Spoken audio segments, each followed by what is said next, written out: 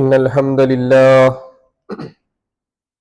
نحمده ونستعينه ونؤمن به ونعوذ بالله من شرور أنفسنا ومن سيئات أعمالنا من يهده الله فلا مضل له ومن يضلله فلا هادي له وأشهد أن لا إله إلا الله وحده لا شريك له وأشهد أن محمدا عبده ورسوله أرسله بالهدى ودين الحق ليظهره على الدين كله ولو كره المشركون اللهم صل على محمد وعلى آل محمد كما صليت على إبراهيم وعلى آل إبراهيم وبارك على محمد وعلى آل محمد كما باركت على إبراهيم وعلى آل إبراهيم في العالمين إنك حميد مجيد أما بعد فإن خير الحديث كتاب الله وخير الهدي هدي محمد مصطفى صلى الله عليه وسلم وشر الأمور محدثاتها وكل محدثة بدعة وكل بدعة ضلالة وكل ضلالة في النار عباد الله أوصيكم إياي أولا بتقوى الله يا أيها الذين آمنوا اتقوا الله حق تقاته ولا تموتن إلا وأنتم مسلمون يا أيها الذين آمنوا اتقوا الله وقولوا قولا سديدا يصلح لكم أعمالكم ويغفر لكم ذنوبكم ومن يطع الله ورسوله فقد فاز فوزا عظيما قال الله تعالى في قرآنه المجيد فأعوذ بالله من الشيطان الرجيم بسم الله الرحمن الرحيم يا أيها الذين آمنوا اتقوا الله وقولوا قولا سديدا يصلح لكم أعمالكم ويغفر لكم ذنوبكم ومن يطع الله ورسوله فقد فاز فوزا عظيما صدق الله العلي العظيم وصدق وبلغ رسوله الكريم ونحن على ذلك من الشاهدين الشاكرين അൽഹംദുലില്ലാഹി റബ്ബിൽ ആലമീൻ. ഏറ്റവും പ്രിയ നിറഞ്ഞ വിശ്വാസിനികളെ, അല്ലാഹു സുബ്ഹാനഹു തആലയുടെ വിധിവിലക്കുകൾ യഥാവിധി സൂക്ഷിച്ച് പാലിച്ച് ജീവിക്കണമെന്ന് എന്നോടെന്ന പോലെ നിങ്ങൾ ഓരോരുത്തരോടും ആദ്യമേ വസിയത്ത് ചെയ്യുകയാണ്, ഓർമ്മിപ്പിക്കുകയാണ്. റബ്ബ് സുബ്ഹാനഹു തആല അവന്റെ ജന്നാത്തുൽ ഫിർദൗസിൽ നമ്മെല്ലാവരെയും ഉൾപ്പെടുത്തി അനുഗ്രഹിക്കുമാറാകട്ടെ. നമ്മുടെ വീഴ്ചകളൊക്കെ റബ്ബ് സുബ്ഹാനഹു തആല നമുക്ക് വിട്ടുപുറത്ത് മാപ്പാക്കി തരുമാറാകട്ടെ. അള്ളാഹുവിന്റെ സൃഷ്ടിപ്പിനെ പറ്റി നമ്മൾ പഠിക്കുമ്പോൾ, നമ്മൾ മനസ്സിലാക്കുമ്പോൾ അത്രയും വൈവിധ്യപൂർണമായിട്ടാണ് ഓരോ സൃഷ്ടികളെയും പടച്ച റബ്ബ് ഇവിടെ നമുക്ക് മുമ്പിൽ അവതരിപ്പിക്കുകയും സംവിധാനിക്കുകയും ചെയ്തിട്ടുള്ളത്. ഇത് നമ്മൾ മനുഷ്യ സൃഷ്ടിപ്പായാലും മറ്റു സസ്യങ്ങളുടെയും ജന്തുജാലങ്ങളുടെയും ഒക്കെ സൃഷ്ടിപ്പിനെ പറ്റി നമ്മൾ പഠിക്കുമ്പോൾ, മനസ്സിലാക്കുമ്പോൾ നമുക്കത് കൃത്യപ്പെടുത്താൻ സാധിക്കുന്നതാണ്. നമ്മൾ ഒരു ആപ്പിൾ എടുത്ത് പരിശോധിക്കുക, അതില് എത്ര വിത്തുകളുണ്ട് എന്ന് നമുക്ക് എണ്ണിത്തിട്ടപ്പെടുത്താൻ സാധിക്കും ചിലപ്പോ. പക്ഷേ ഒരു ആപ്പിളിന്റെ വിത്തിൽ നിന്നും എത്ര ആപ്പിളുകൾ ഉണ്ടായിട്ടുണ്ട് എന്നുള്ളത് നമുക്ക് ഒരിക്കലും എണ്ണിത്തിട്ടപ്പെടുത്താൻ സാധിക്കുന്ന ഒന്നല്ല. അത് എത്രയും അനന്തകോടി നമ്മൾ ഇന്നും കാണുന്നുണ്ട്. ഈ പറഞ്ഞ ആപ്പിൾ, അനന്തം കോടി ആപ്പിളുകൾ ഒരു വിത്തിൽ നിന്നും ഉണ്ടായിട്ടുള്ളതാണ്. ഇതിനെ നമ്മൾ പഠിക്കുമ്പോ അല്ലാഹു സുബ്ഹാനഹു തആല ആദ്യം ഒരു വിത്തിനെ ഈ ഭൂമിയിൽ സംവിധാനിച്ചു. അതിൽ നിന്നും പിന്നെ വ്യത്യസ്ത ഘട്ടങ്ങളിലായി കോടാനുകോടി ആപ്പിളുകൾ ഈ ഭൂമി ലോകത്ത് ഉണ്ടായിത്തീർന്നിട്ടുണ്ട്. ഇതുപോലെ മനുഷ്യനെ സംബന്ധിച്ചിടത്തോളം അവന്റെ സംസാരത്തെ, അവന്റെ വാക്കുകളെ നമ്മൾ പരിശോധിക്കുക. ഒരു വാക്കിൽ എത്ര അക്ഷരങ്ങളുണ്ട് എന്നുള്ളത് നമുക്ക് ചിലപ്പോ എണ്ണി തിട്ടപ്പെടുത്താൻ സാധിക്കും. പക്ഷേ ഒരു വാക്കിന്റെ ആശയങ്ങളെ പറ്റി നമ്മൾ മനസ്സിലാക്കുമ്പോൾ ഒരു വാക്കിൽ നിന്നും എത്രത്തോളം ആശയങ്ങൾ ഉൾത്തിരിഞ്ഞു വരുന്നുണ്ട് എന്നുള്ളത് നമുക്ക് ഒരിക്കലും തിട്ടപ്പെടുത്താൻ സാധിക്കുന്ന ഒന്നല്ല എന്നുള്ളതാണ്. അഥവാ അത്രയും മഹത്തരമായിട്ടുള്ള ധാരാളം ആശയങ്ങൾ ഓരോ വാക്കിൽ നിന്നും ഉണ്ടായിത്തീരുന്നുണ്ട് എന്നുള്ളതാണ്. അക്ഷരങ്ങൾ കൂടിച്ചേരുമ്പോഴാണല്ലോ വാക്കുകൾ ഉണ്ടാകുന്നത്. അങ്ങനെ ഓരോ വാക്ക് നമ്മൾ പഠിക്കുമ്പോഴും ഈ ഓരോ വാക്കിനും ഈ ഭൂമി ലോകത്തെ മാറ്റിമറിക്കാൻ തരത്തിലുള്ള പല ആശയങ്ങളും അതിൻ്റെ ഉള്ളിൽ മറഞ്ഞിരിപ്പുണ്ട് എന്നുള്ളതാണ്. അത്രയും ശേഷി ഓരോ വാക്കിന്റെ ആശയങ്ങൾക്കും ഉണ്ട് എന്ന് നമ്മൾ മനസ്സിലാക്കണം. ഇതിന് ഏറ്റവും വലിയ ഉദാഹരണം എന്തെന്ന് വെച്ചാൽ, അല്ലാഹു സുബ്ഹാനഹു വ തആല ഭൂമിയുടെ സൃഷ്ടിപ്പിനെ പറ്റി പറയുന്നിടത്ത് പറഞ്ഞിട്ടുള്ളത്, ഭൂമിയുടെ സൃഷ്ടിച്ചതിനെ അതിനെ വെറും 2 അക്ഷരങ്ങളുള്ള ഒരു വാക്കുമായിട്ടാണ് അല്ലാഹു സുബ്ഹാനഹു വ തആല കണക്ട് ചെയ്ത് പറയുന്നത്. അല്ലാഹു പറയാണ്, ഇദാ അറാദ ശൈഅൻ അൻ യകൂന ലഹു കുൻ ഫയകൂൻ എന്നുള്ളത്. ഇതിൽ ഈ കുൻ എന്ന ഒറ്റ വാക്കിൽ എന്ത് ചെയ്യുന്നുണ്ട്? അള്ളാഹുവിന്റെ സൃഷ്ടിപ്പിനെ പറ്റി അള്ളാഹു പറയുന്നുണ്ട് എന്നുള്ളതാണ്. അഥവാ ഇതിനെ നമ്മുടെ സൃഷ്ടിപ്പിന്റെ, ഈ പ്രപഞ്ചത്തിന്റെ ഒരു കീവേഡ് ആയിക്കൊണ്ട് നമുക്കിതിനെ മനസ്സിലാക്കാൻ സാധിക്കുന്നു എന്നുള്ളതാണ് നമ്മൾ മനസ്സിലാക്കേണ്ടത്. ഇങ്ങനെ അള്ളാഹു സുബ്ഹാനഹു വ തആല റസൂൽ സല്ലല്ലാഹു അലൈഹി വസല്ലമയെ ഒക്കെ ഇങ്ങനെ അനേകം ചെറിയ ചെറിയ കൊച്ചു വാക്കുകളിൽ കൂടെ തന്നെ പല നാഗരികതകളും ഈ ഭൂമി ലോകത്ത് സൃഷ്ടിച്ചു അല്ലെങ്കിൽ സംവിധാനിച്ചു എന്നുള്ളത്. അത്രത്തോളം ശക്തിയും അത്രത്തോളം ആശയവും നിറഞ്ഞതാണ് നമ്മുടെ വായിൽ നിന്നും വരുന്ന ഓരോ വാക്കുകൾ എന്നുള്ളത്.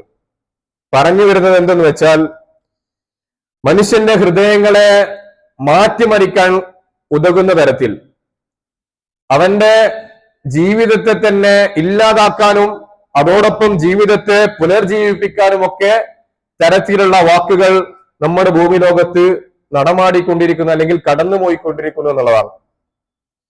അല്ലാഹു തആല, ഞാൻ ആമുഖത്തിൽ ഓതി വെച്ച ആയത്തിൽ അല്ലാഹു തആല പറയുകയാണ്, വിശ്വാസികളെ, സത്യവിശ്വാസികളെ വിളിച്ചുകൊണ്ട് യാ അയ്യുഹല്ലദീന ആമനു എന്ന് പറഞ്ഞുകൊണ്ട് പറയുകയാണ്, ഖൂലു ഖൗലൻ സദീദ, നിങ്ങൾ എന്ത് ചെയ്യണം? ശരിയായ വാക്കുകൾ ഉപയോഗിക്കണം എന്നുള്ളതാണ്.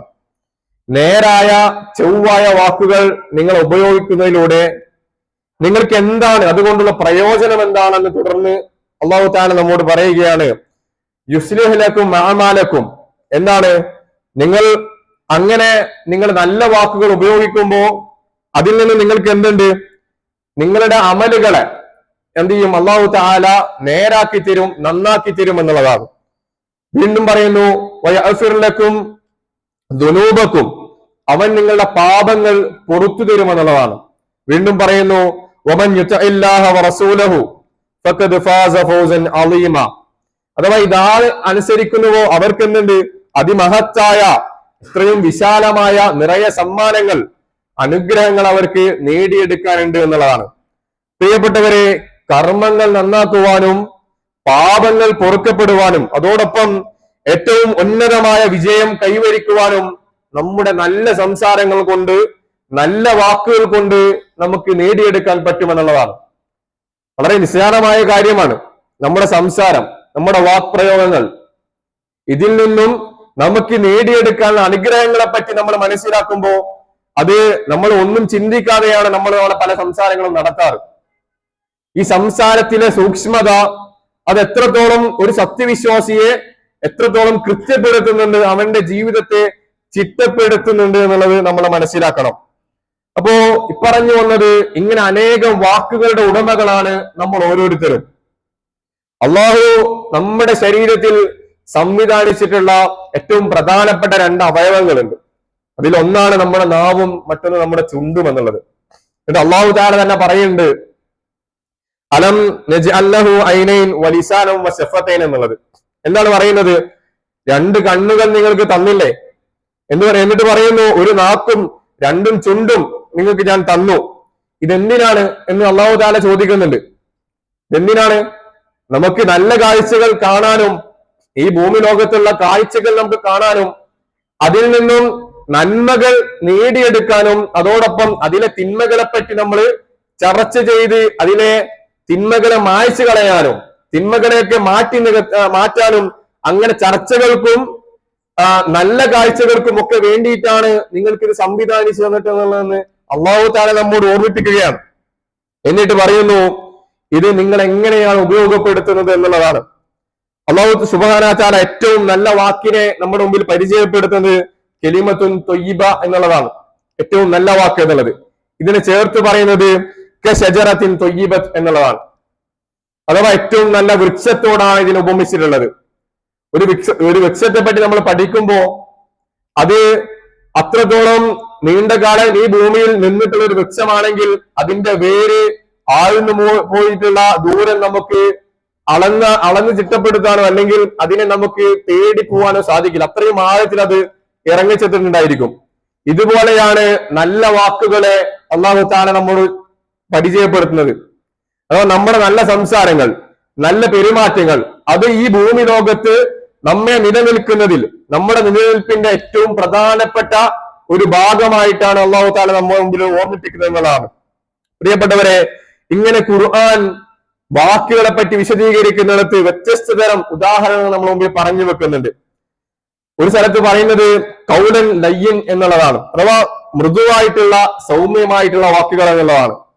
ഇതിന് ഇസ്ലാമിക ചരിത്രവുമായിട്ട് കണക്ട് ചെയ്തുകൊണ്ട് നമ്മുടെ മുമ്പിൽ പരിചയപ്പെടുത്തുന്നത് ഏകാധിപതിയായ ഫിർഔന്റെ മുമ്പിൽ ഈസാ അലൈഹിസ്സലാമും മൂസ അലൈഹിസ്സലാമും പോകുന്ന സമയത്ത് അള്ളാഹു കൊടുക്കുന്ന ഒരു നിർദ്ദേശമുണ്ട്.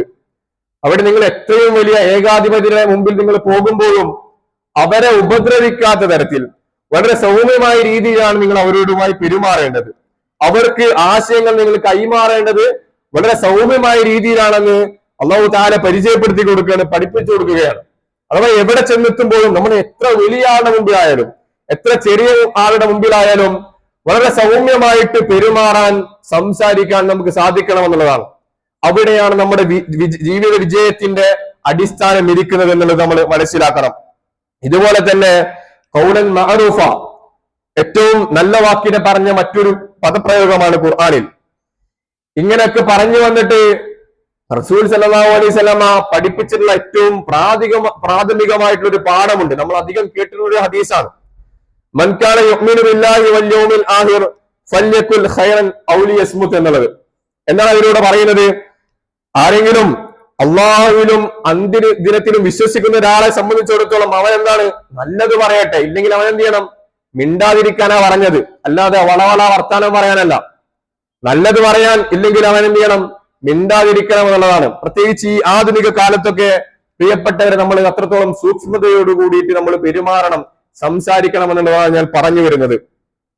നല്ലത് പറയുക ഇല്ലെങ്കിൽ നമ്മൾ എന്ത് ചെയ്യണം? മിണ്ടാതിരിക്കണം എന്നുള്ളതാണ്. ഖൗലൻ ലിന്നാസി ഹുസ്ന, നല്ലത് മാത്രം നിങ്ങൾ ജനങ്ങളോട് പറയൂ എന്നും വിശുദ്ധ ഖുർആൻ നമ്മോട് പരിചയപ്പെടുത്തുന്നു. ഇതുപോലെ തന്നെ വിശുദ്ധ ഖുർആൻ മറ്റൊരിടത്ത് പറയുന്നത് നിങ്ങൾ മറ്റൊരാളുമായിട്ട് സംസാരിക്കുമ്പോ നിങ്ങളെ ചർച്ച ചെയ്യുമ്പോ നിങ്ങൾ എന്ത് ചെയ്യണം? ഫഇദാ ഖുൽതും ഫഅദിലു, നിങ്ങൾ എന്ത് ചെയ്യണം? നീതിപൂർവമായിരിക്കണം നിങ്ങൾ അവരുമായിട്ട് ഇടപെടേണ്ടത്. നീതിപൂർവമായിട്ടുള്ള ഒരു ഇടപാടല്ലാതെ നിങ്ങൾ എന്ത് ചെയ്യരുത്? ഒരു ഇടപാട് മറ്റൊരാളുമായിട്ട് നടത്തരുത് എന്നുള്ളതാണ്. പ്രിയപ്പെട്ടവരെ, ഇങ്ങനെ അള്ളാഹു നൽകിയ അനുഗ്രഹങ്ങളെ നമ്മൾ നല്ല നിലക്ക് നല്ലതിനു വേണ്ടിയിട്ട് ഉപയോഗപ്പെടുത്താൻ നമുക്ക് സാധിക്കണം. നമ്മൾ എത്രത്തോളം ഇതിൽ നമ്മൾ കണിശത നമ്മൾ ശ്രദ്ധ ചെലുത്തുന്നുണ്ട് എന്നുള്ളത് നമ്മൾ ആലോചിക്കണം. ഇതുപോലെ തന്നെ ഖുർആൻ പരിചയപ്പെടുന്നത് വമൻ അഹ്സനു ഖൗലൻ, നിങ്ങൾ സംസാരിക്കുമ്പോൾ ഏറ്റവും നല്ല രീതിയിൽ നിങ്ങൾ സംസാരിക്കണം.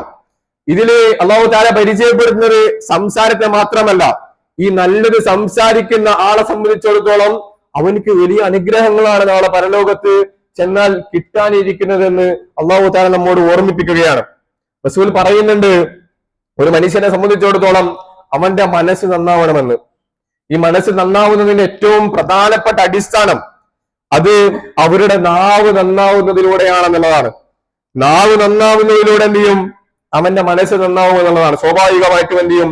ആ മനസ്സ് നന്നായ ഒരാളെ സംബന്ധിച്ചിടത്തോളം അവന്റെ ഈമാൻ എത്രയും നല്ല ഈമാനായിരിക്കും എന്നുള്ളത് റസൂൽ സല്ലല്ലാഹു അലൈഹി വസല്ലം നമ്മുടെ മുമ്പിൽ പരിചയപ്പെടുത്തുന്നു എന്നുള്ളതാണ്.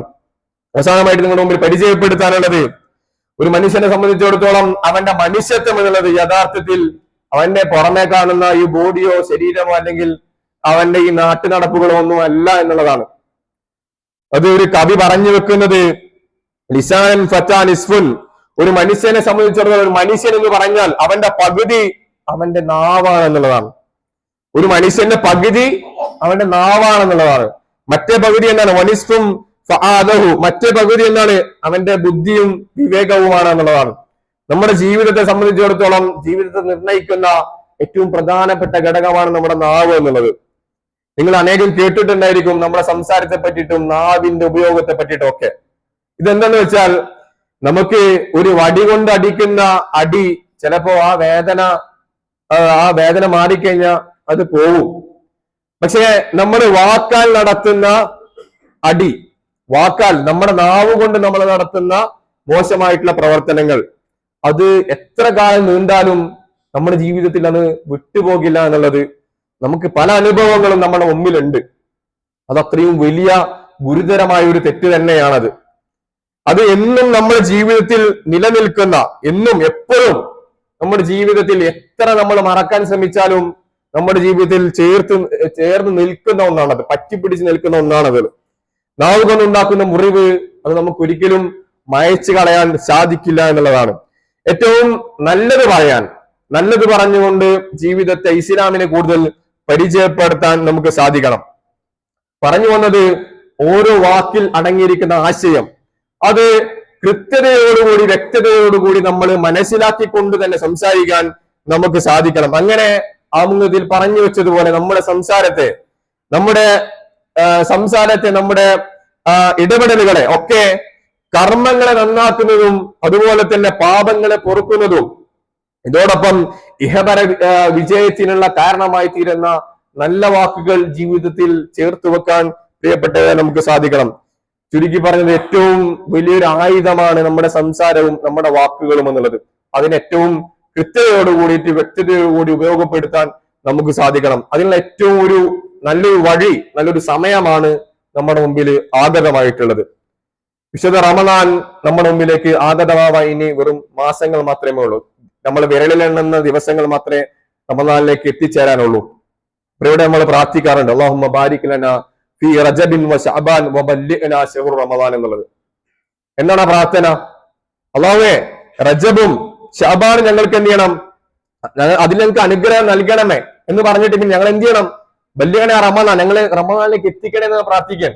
എന്നിട്ട് ആ എത്തിച്ചതിന് ശേഷം പിന്നെ നമ്മൾ എന്ത് ചെയ്യുന്നു? അവിടെ ഒരു മുസ്ലിമിനെ സംബന്ധിച്ചിടത്തോളം അവന്റെ ആഘോഷകാലമാണ് വിശുദ്ധ റമദാൻ എന്നുള്ളത്. അവനെന്ത് ചെയ്യുന്നു? അവിടെ ധാരാളം ഖുർആൻ പാരായണങ്ങൾ നടത്തുന്നു, ധാരാളം നമസ്കാരങ്ങൾ നിർവഹിക്കുന്നു, ധാരാളം സക്കാത്തുകൾ കൊടുക്കുന്നു. എന്നേക്കാൾ ഉപരി, മറ്റു ദിനങ്ങളെക്കാൾ എല്ലാം ഉപരി അനേകം സൽക്കർമ്മങ്ങളും ഒക്കെ അനേകം ചെയ്യുന്ന പുണ്യങ്ങളുടെ പൂക്കാലം എന്നൊക്കെ നമ്മൾ വിശേഷിപ്പിച്ചിട്ടുള്ള അത് പൂക്കാലം തന്നെയാണ്.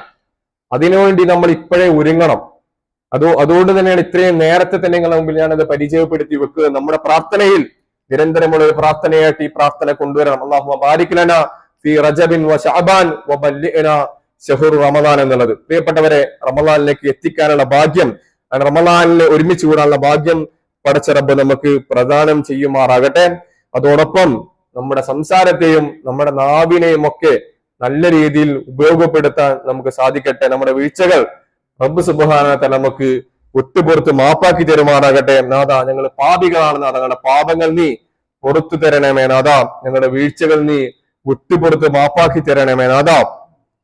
ഞങ്ങളുടെ സംസാരങ്ങളിൽ, ഞങ്ങളുടെ ഇടപാടുകളിൽ വന്നു പോയിട്ടുള്ള വീഴ്ചകൾ നീ ഞങ്ങൾക്ക് വിട്ടുപുറത്ത് മാപ്പാക്കി തരണമേ നാഥാ.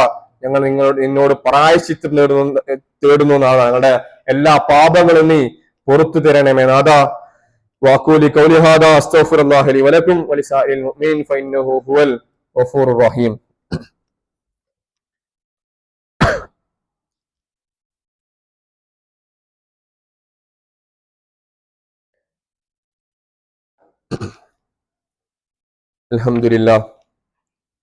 അൽഹംദുലില്ലാഹി റബ്ബിൽ ആലമീൻ. അശ്ഹദു അൻ ലാ ഇലാഹ ഇല്ലല്ലാഹു വഹ്ദഹു ലാ ശരീക ലഹു وأشهد أن محمدا عبده ورسوله أرسله بالهدى ودين الحق ليظهره على الدين كله ولو كره المشركون. اللهم صل على محمد وعلى آل محمد كما صليت وباركت على إبراهيم وعلى آل إبراهيم في العالمين إنك حميد مجيد. أما بعد، عباد الله، أوصيكم نفسي وثانيا بتقوى الله. اللهم اغفر للمؤمنين والمؤمنات والمسلمين والمسلمات والأحياء منهم والأموات إنك مجيب الدعوات يا قاضي الحاجات. طيب ثراهم واجعل الجنة مثواهم. اللهم أجرنا من النار. اللهم أجرنا وأجر والدينا من النار وأدخلنا الفردوس يا رب العالمين.